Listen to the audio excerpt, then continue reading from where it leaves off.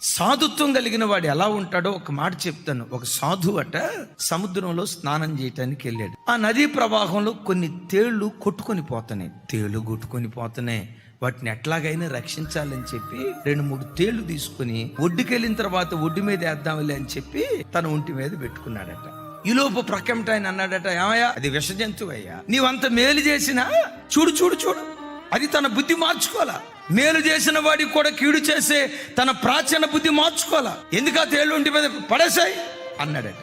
అప్పుడు సాధువు అన్నాడట, దీనికి నేను ఎంత మేలు చేసినా అది తన స్వభావాన్ని మార్చుకోలేదే. ఇది నాకు కీడు చేస్తే సాధువుగా పిలువబడుతున్న నేను నా స్వభావాన్ని ఎట్లా నేను మార్చుకోగలుగుతాను?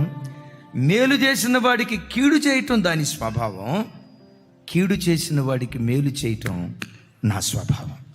అది యేసయ్య కాడెత్తుకొని ప్రభు దగ్గర మనం నేర్చుకోవాలి.